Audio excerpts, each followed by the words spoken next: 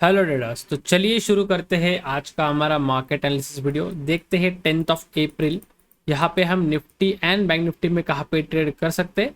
थोड़ा एक्सपायरी हमारा स्पेशल हो सकता है क्योंकि थर्सडे के दिन यहाँ पे ट्रेडिंग हॉलीडे है।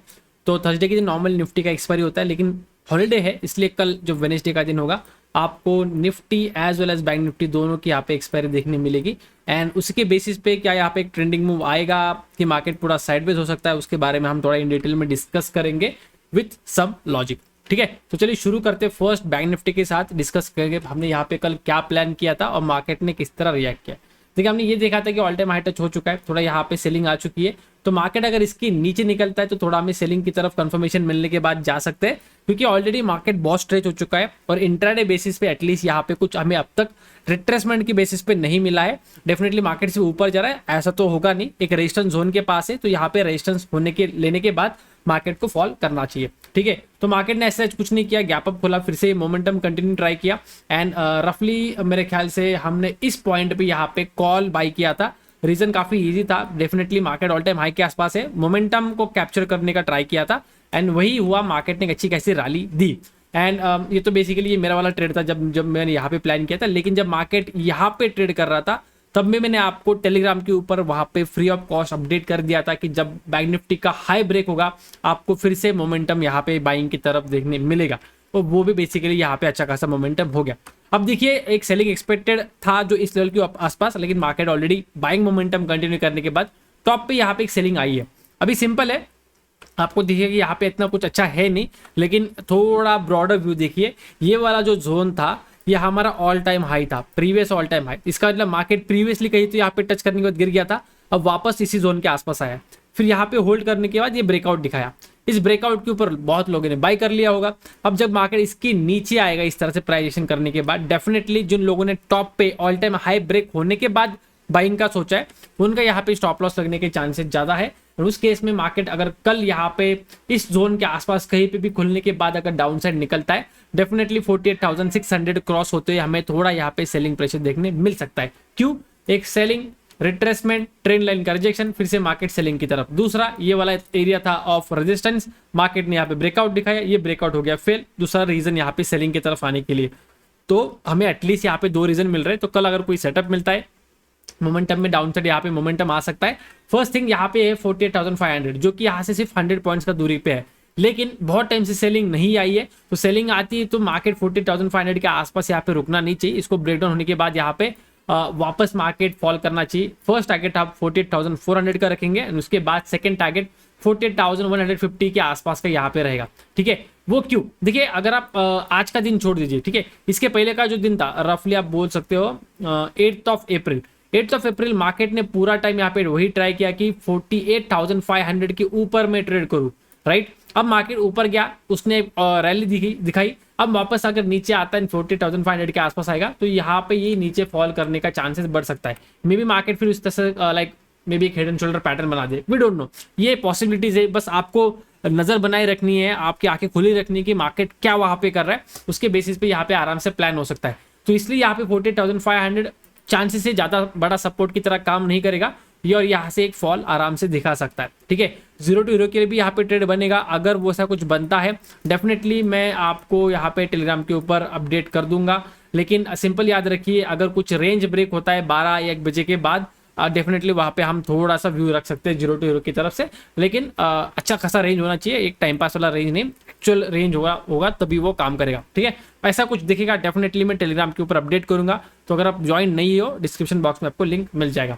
ठीक है, बाइंग की तरफ अब वापस मार्केट ऊपर जा सकता है। डेफिनेटली ट्रेंड लाइन का ब्रेकडाउन देखा है, सब लोग सेलिंग में आ गए। इतना टाइम मार्केट गिर नहीं रहा था, अब गिर चुका है तो सब लोग सेलिंग में आ गए, फिर मार्केट उन्हीं का स्टॉप लॉस लेते ऊपर जा सकता है। For that particular thing market को यहाँ पे कल गैप अप खोलना पड़ेगा फिर से। लेकिन अब देखो यहाँ पे गैप अप खोला है, उसके बाद यहाँ पे तो ठीक है फ्लैट ओपनिंग था, फिर आई गेस नेक्स्ट ये वाला दिन यहाँ पे भी गैप अप खोला है, यहाँ पे भी गैप अप खोला है। तो हमेशा गैप अप खुल के मार्केट अपर साइड ही जा रहा है, तो ये सेम सिचुएशन कंटिन्यू होने के चांसेस कम है। तो यहाँ पे अगर गैप अप खुलता है 48,800 के आसपास तो वो कुछ ज्यादा मायने नहीं रखेगा। मार्केट फिर यहाँ से किस तरह ऊपर जाएगा वो थोड़ा डाउटेबल क्वेश्चन है, लाइक किस तरह मूव करेगा थोड़ा कंसर्न रहेगा कि मोमेंटम देगा नहीं भी देगा, कि ट्रैप करते हुए फिर से डबल टॉप बनाते हुए नीचे आएगा। वो यहाँ पे चांसेस है। लेकिन अगर एक बड़ा गैप अप खुलता है लाइक 40,900 से 49,000 इस जोन के आसपास, तो डेफिनेटली फिर वापस 100-150 पॉइंट का मोमेंटम के बाद ये गिर सकता है, मतलब गिरना है तो, पर एटलीस्ट 100-150 पॉइंट का फिर आपको मोमेंटम मार्केट दे देगा। लेकिन कल मोस्टली मार्केट अगर इस जोन में खुले तो ये सबसे अच्छा चीज होगा, क्योंकि वहां से प्लानिंग करना काफी इजी होगा। क्योंकि अगर लेट्स यहाँ खुलता है और अपर साइड जाता है तो 48,800 के आसपास स्मॉल क्वांटिटी से प्लान की जा सकता है बाइंग की तरफ, बड़ा क्वांटिटी नहीं। क्यों स्मॉल क्वांटिटी? क्योंकि ऑलरेडी मार्केट स्ट्रेच हो चुका है। डेफिनेटली सेंटीमेंट पॉजिटिव है, बाइंग की तरफ ही देखना चाहिए, लेकिन इतना भी बाइंग की तरफ नहीं देखना कि मार्केट कुछ भी करे आप सिर्फ बाई कर लो, नहीं, ऐसा भी नहीं होना चाहिए। थोड़ा यहाँ पे हमें लॉजिकल की तरफ देखना है। और इवन हमने प्राइजेशन के हिसाब से देखा था कि थोड़ा सेलिंग आना चाहिए, तो अभी वो आ रहा है, तो इसी के फ्लो में थोड़ा जाएंगे। ऐसा नहीं कि मार्केट निगेटिव हो चुका है, ये जस्ट थोड़ा रिट्रेसमेंट आ रहा है। तो दोनों में फर्क है, मार्केट में रिट्रेसमेंट अलग है और फॉल अलग है। इन दोनों चीजों को आप सेपरेट व्यू से देखिए, अलग तरीके से इनको ट्रेड किया जाता है। रिट्रेसमेंट को स्मॉल क्वांटिटी के साथ छोटा टारगेट के हिसाब से ही शुरू में प्लान किया जा सकता है। एंड फॉल को हम एक, अगर हमें पता है कि अच्छा खासा है, तो यहाँ पे हमारा क्वांटिटी भी ज्यादा होता है, साथ ही साथ यहाँ पे टारगेट भी हमारा यहाँ पे बड़ा ही होता है। ठीक है, ये सिंपल चीजें आप याद रखिए। अब बात करेंगे यहाँ पे थोड़ा सा निफ्टी के बारे में। देखिए निफ्टी में भी ऑलमोस्ट सेम चीज चल रही है। निफ्टी में हमने यहाँ पे कुछ ट्रायंगल की तरह डिस्कस किया था, इसके ऊपर निकलेगा तो बाइंग के हिसाब से होगा। मार्केट अच्छा खासा बाइंग दे दिया है।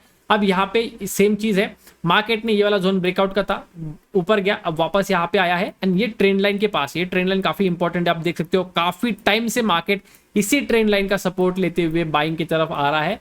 तो अब अगर ये ब्रेकडाउन होगा, डेफिनेटली यहाँ पे थोड़ा सेलिंग एक्शन मिल सकता है। तो 22,600 के अगर नीचे निकलता है, रफली 615, तो यहाँ पे 22,500 देखने मिलेगा। इंपॉर्टेंट है मार्केट इस जोन में अगर हमें खुलता हुआ मिले तो बहुत अच्छा हो जाएगा। डायरेक्टली गैप डाउन खुल जाएगा तो हमें रुकना पड़ेगा, फिर मार्केट में देखना पड़ेगा कि सिचुएशन क्या बनती है, फिर से बाइंग की तरफ जाएगा, फिर नीचे आएगा, या फिर पहले नीचे आके फिर बाइंग की तरफ जाएगा, या फिर कंटिन्यूसली नीचे जाएगा, या कंटिन्यूसली बाइंग की तरफ जाएगा। बहुत सारे पॉसिबिलिटीज फिर बढ़ जाता है मार्केट के लिए। तो ईजी यही होगा कि इसी जोन के आसपास खुले, फिर हमें डायरेक्टली सेलिंग की तरफ मिल जाएगा। ठीक है, बाइंग की तरफ निफ्टी में तो मैं बोलूंगा मत कीजिए, लेकिन अगर किसी को निफ्टी में ही ट्रेड करना है तो 22,700 इज द लेवल। इसके ऊपर अगर सस्टेन करता है, ब्रेक करना इज नॉट थिंग कि आप वहां से बाइंग की तरफ देखो, सस्टेन होना पड़ेगा। अगर सस्टेन होता है तो ही आप यहाँ पे निफ्टी में बाइंग की तरफ सोचिए, क्योंकि बहुत स्ट्रेच हो चुका है Nifty as compare to bank Nifty. तो इसमें भी सेलिंग आएगा, मैं तो बोलता हूँ इसमें सेलिंग आती है, ये भी काफी अच्छा से फॉल कर सकता है।